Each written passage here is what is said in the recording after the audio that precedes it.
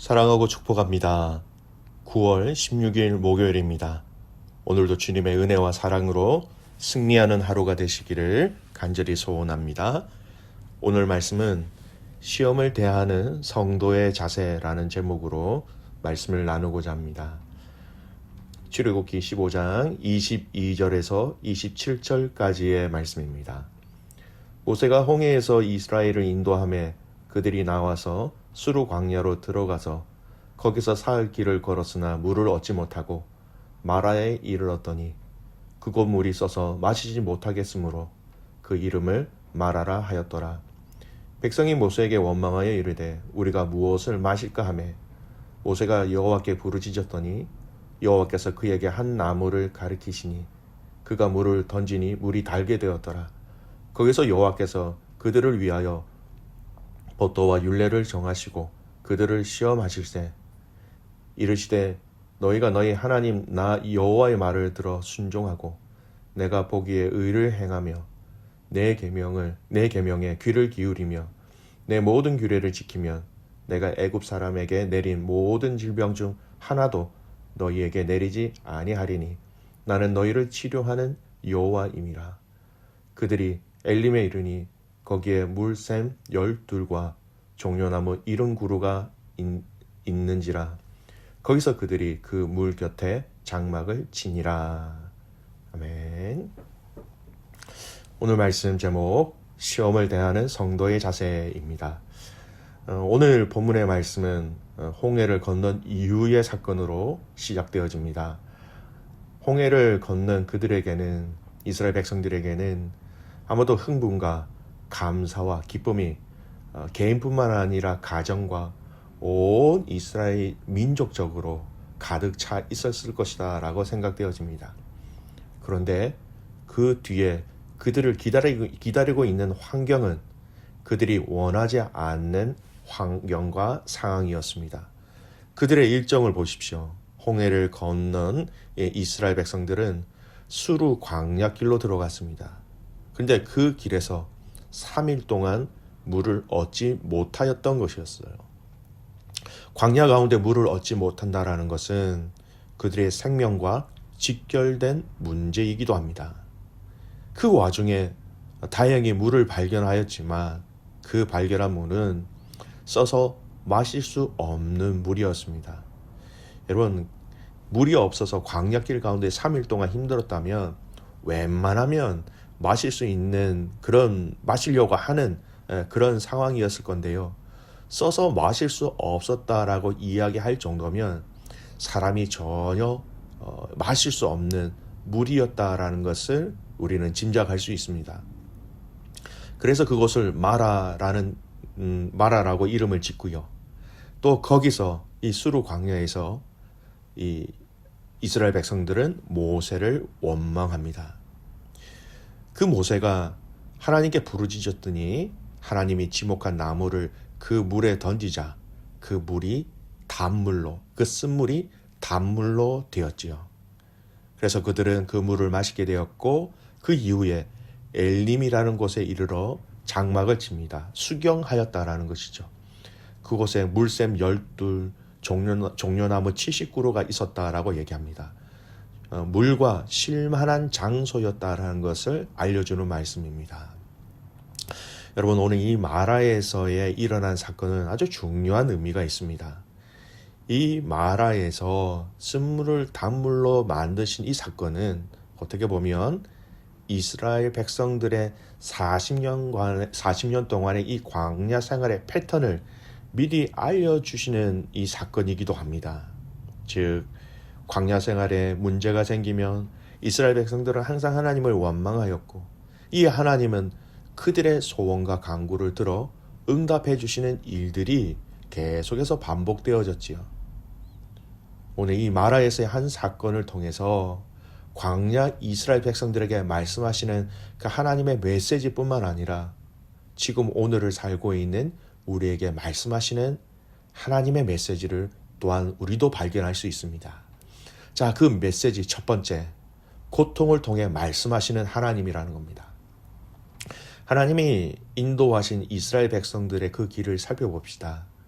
수르 광야에서 3일 동안 물을 찾지 못했습니다. 헤맸지요. 그들에게는 목마름, 갈증이라는 것이 있었습니다. 물을 찾았는데 그 물이 쓴물이었습니다. 또 얼마나 낙심이 되었을까요? 실망, 허탈, 하나님에 대한 기대감이 확 떨어질 수 있었을 것 같습니다. 하나님이 왜 이스라엘 백성들에게 이러한 고통의 길을 허락하시는지 우리는 분명히 알아야 합니다. 그냥 아주 편하게 하나님께서 처음부터 엘림이라는 곳으로 인도하시든지 아니면 처음부터 마라의 물을 당신이 단물로 바꾸어 놓으셔서 이스라엘 백성들을 맞이하셨으면 여러분 얼마나 좋았을까요? 아마도 이스라엘 백성들이 이렇게 얘기할 수 있었을 것 같습니다. 역시 우리 하나님이야. 우리 하나님이 이렇게 멋지게 준비해 주시네. 완벽하게 우리의 여정에 맞는 서비스를 이렇게 해주시네. 이렇게 이스라엘 백성들을 위해서 하나님은 하실 수 있는 분이셨는데 중요한 것은 하나님이 그렇게 하지 아니하셨다라는 겁니다. 하나님이 이러한 고통의 길을 허락하신 이유를 오늘 본문에서 하나님께서 직접 말씀하고 계세요. 25절 후반절을 보십시오. 거기서 여호와께서 그들을 위하여 법도와 율례를 정하시고 그들을 시험하실세. 하나님은 이스라엘 백성들을 시험하셨다라는 거예요. 여기서 말씀하고 있는 시험이라는 단어는 히브리 단어로 나사라는 단어인데요. 이 나사라는 단어는 그 의미는 사람이나 물건의 수준이나 질을 역경이나 고난을 통해서 시험해 본다라는 거예요. 이 사람이 이것을 얼마만큼 잘 감당할 수 있는 사람인지, 이 물건이 이 역할에 있어서 얼마나 잘 감당할 수 있는 물건인지 테스트를 해본다라는 거예요. 하나님은 이스라엘 백성을 성숙한 인격체로 만드시기 위해서 이 시련을 그들에게 허락하셨다라는 거지요. 거룩한 처소인 가나안에 들어가서 합당한 거룩한 백성으로서 만들기 위한 하나님의 훈련이라는 것입니다. 26절 말씀은 좀 더 직접적으로 하나님의 말씀하시죠. 26절 말씀 읽겠습니다. 이르시되 너희가 너희 하나님 나 여호와의 말을 들어 순종하고 내가 보기에 의를 행하며 내 계명에 귀를 기울이며 내 모든 규례를 지키면 내가 애굽 사람에게 내린 모든 질병 중 하나도 너희에게 내리지 아니하리니 나는 너희를 치료하는 여호와임이라. 하나님의 오늘 이 본문의 사건을 통하여서 이스라엘에게 앞으로 남아있는 이 광야 생활 가운데 너희가 나에게 순종하면, 내 말에 귀를 기울이면, 내 말을 지키면 이 광야 생활 가운데 나는 너희를 지켜주는 하나님, 너희를 책임져주는 하나님, 오늘 이 본문의 말씀은 너희를 치료하는 하나님이다 라고 약속하고 계신 것입니다. 하나님은 지금도 우리 믿음의 성도들을 인내와 순종과 자기 부인의 능력을 갖춘 성숙한 신앙인으로 만드시기 위해서 우리에게 시험을 허락하시고 우리를 연단하고 계시지요. 여러 가지 시험을 만날 때 우리는 시험을 두려워하거나 그 시험에 넘어지지 말고 그 시험을 주신 하나님께서 그 시험을 이기게 하실 것을 믿고 오히려 기뻐하라라고 말씀하고 계십니다. 시험은 하나님이 지금 나를 주목하고 계시다라는 명백한 증거예요. 시험은 지금 하나님이 나를 만들어가고 계시다라는 증거입니다. 시험은 지금 내가 하나님의 그 오른손 장중에 있다라는 것을 느끼게 하는 하나님의 사랑의 표현이라는 것이죠. 시험은 하나님의 사랑과 가정과 공동체로 만들어 가시는 하나님의 관심이라는 것을 우리는 잊지 말아야 하는 것입니다.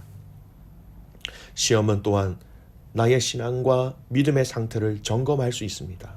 작은 시험에 내 마음과 내 생각과 내 삶이 막 요동을 친다면 나 스스로 나의 믿음과 주님을 향한 사랑이 어떠한지 여러분 스스로 점검할 수 있다는 것입니다.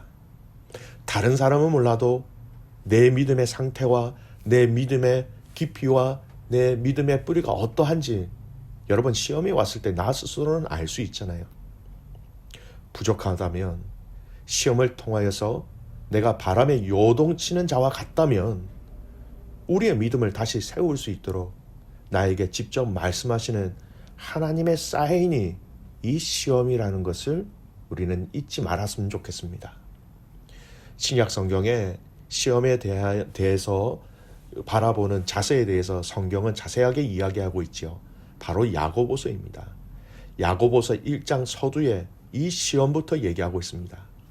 야고보서 1장 2절 말씀, 내 형제들아 너희가 여러 가지 시험을 당하거든 온전히 기쁘게 여기라.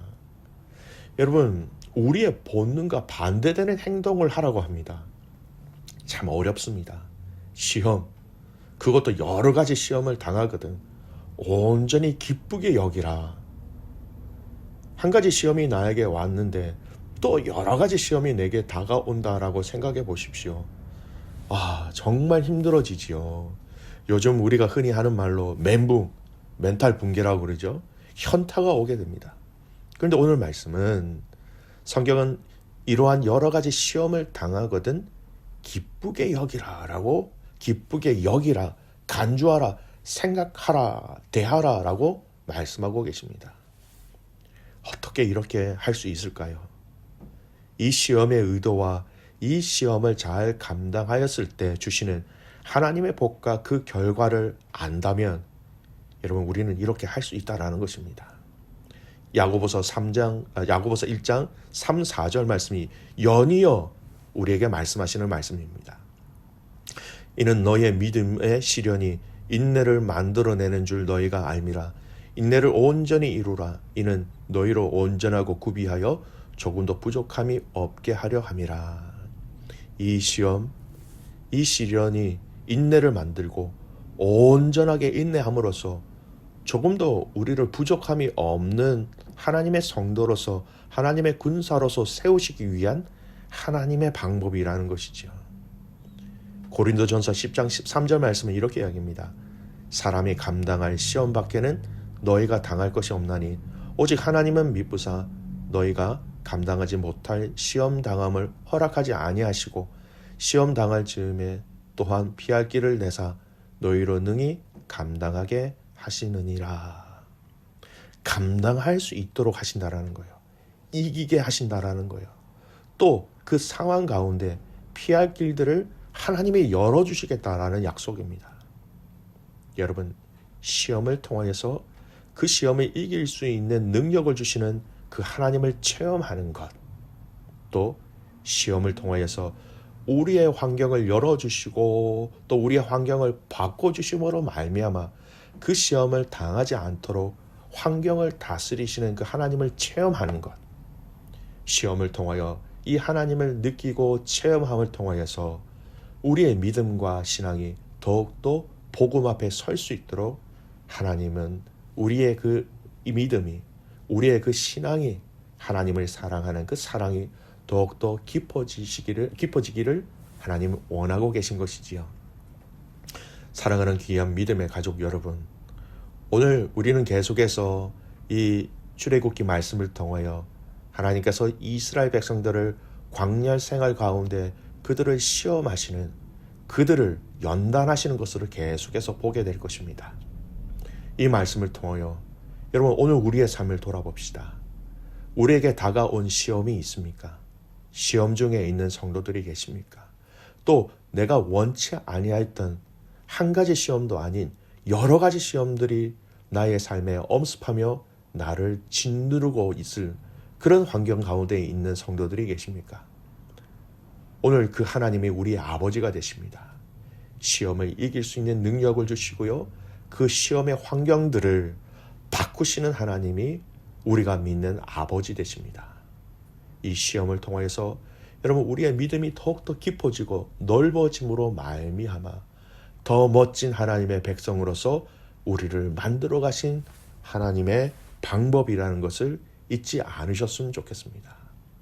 그래서 믿음의 선배들이 시험이 오나 겁없네 라고 부른 그 찬양의 고백처럼 오늘 저와 여러분이 개인과 가정과 또 이 시대 속에서 믿음의 성도들을 향하여 다가오는 여러 가지 그 시험들을 두려워하지 말고 주님과 함께함으로 함께 이겨내는 귀한 믿음의 가족들 되시기를 주님의 이름으로 축복합니다. 아멘. 기도합니다. 하나님 감사합니다. 이 땅에 살아가는 우리의 인생 가운데 우리를 홀로 버려두지 아니하시고 안으시고 품으시고 하나님 보호하여 주셔서 참 감사를 드립니다.